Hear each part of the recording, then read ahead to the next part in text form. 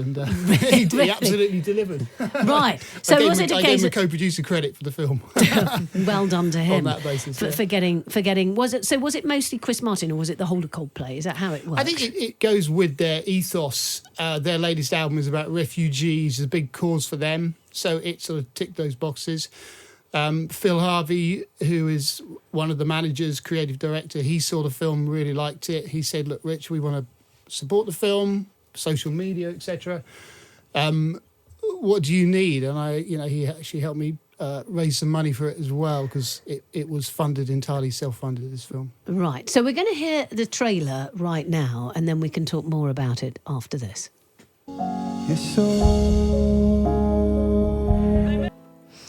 So this is the story of a man from Tunisia who essentially wants to reach his son in the UK. And he is in the Calais jungle for 16 months. That's right. Yeah. And in that time, what happens to him? I guess many things as would happen to anyone who's in one place for 16 months under pretty grim conditions. I sort of covered wars for 25, 30 years, so filmed plenty of refugee camps in foreign countries, but usually they have the United Nations there, they have the big organisations, and some of them, not all of them, but are kind of quite well catered for. This one was pretty grim, considering it is 20 miles away from the UK. 21 miles, which is why it's called 21 miles. Yeah. And then there was the eviction when the French police were involved in getting rid of everybody, rid of the Calais jungle. Yeah, there was, I filmed evictions. I made a film about Irish travellers being evicted, biggest eviction in UK history for Panorama. That was a few years ago. So it's sort of slightly, a bit used to that kind of thing, but it was on a very big scale. Surprised me, having sort of loved France and travelled in France for so many years, that the French riot police could be quite so extreme. And they locked up me and Kais. So I was in it. I would say what they use, a cell for immigrants, which was pretty grim. I don't want to go into the details of what was on the walls, but blood and and everything. Things, yeah, pretty nasty. And so 24 hours in there, then I was deported by the French police for possession of a gas mask, which all the other journalists were using gas masks. So it was a bit of a wake-up call for me. Now there are many people who voted who voted for Brexit because they thought that that they didn't like the idea of the amount of immigrants which we have in Britain, and there will be people who are saying, well, why did he try to get to the UK? Why didn't he just have his son go to Tunisia? Why didn't he stay in Tunisia and try and do it the other way around? His son lives in the UK, is brought up in the UK, basically a British citizen, been here for many years. So he's a 10-year-old boy. So that's where he lives. His drive was to be with his son. But why was his son here and not him?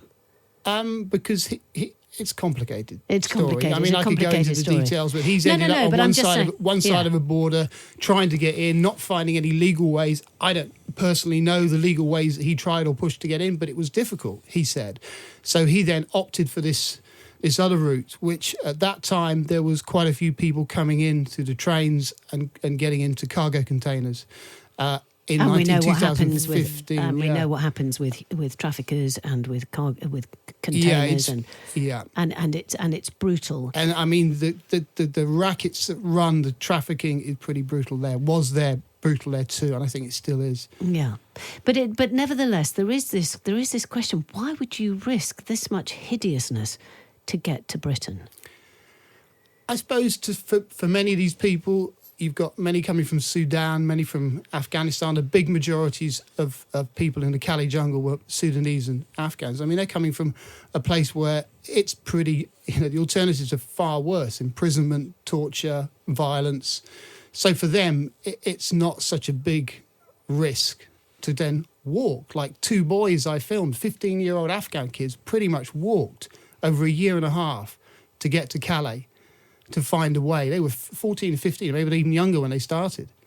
So for them, the last hurdle doesn't seem like such a big risk. Yeah. And why Britain in particular? Did you speak to many of them about why the UK? Yeah, many of them speak English. Many of them, I'd say, have a slightly rose-tinted image of what England is, which is, in fact, is sort of enhanced by thousands of British volunteers who went to help in the camp, gave them food, gave them clothing. So it sort of added to this slightly rose-tinted image that England has. The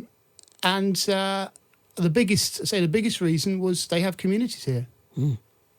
I want you to ask a question about what is the impact for the viewer? What do you want the viewer to do once they've watched this? Because there's an argument that there are many films and documentaries that showcase, and rightly so, showcase these difficult stories. But then what? What can we do as the audience and the viewer? I mean, in a way, as a filmmaker, I'm not there to make the next step, but I am there to try to carve out empathy for these people. You know, they're not statistics. They're not like Cameron called them a bunch of migrants. They are people. And you get good and bad people anywhere in the world, but many of them have a very genuine desire to build a life, have a family, make a better life for themselves and contribute to the community in which they find themselves. Yeah, I suppose it's actually very much like if you describe to somebody and say, oh yeah, there were loads of Brits at this place where I went to in holiday, you might have a global view of them. But if you say there were these loads of Brits and your mate, Angela, or whatever it is, it brings it down to one person and then you have an image and then you have an idea of what was going on. What did Kais, what did he do in Tunisia? He worked with repairing computers, and that's what he's doing again now. He's back there and he's doing that same thing. And the music, I'm assuming, is very much Coldplay, is it? Yeah, I mean, Coldplay got behind it. They gave us a track from the new album to use. They licensed it incredibly good rates for us. That should have been free. I think they actually have to tick box a few, so it's virtually nothing. But considering they are virtually the biggest band in the world, and you know, not touring anymore for the next 2 years while they have a little think about their carbon footprint. They are thinking about it, although I think they're playing at the Natural History Museum. I don't think they have to fly there to go to that. I think they can probably take the drums on the tube. I was going to say they could probably even take a pony and trap, probably. So 21 miles, a father's incredible journey to reach his son. It's out on the 6th of December. How can people find it? Amazon. Oh my goodness. To make it as simple as possible for people to watch it. Yeah. And if they put 21 miles 21 miles, into Amazon, a search, 6th of December. Okay, thank you very much for coming in, and that is Richard Parry.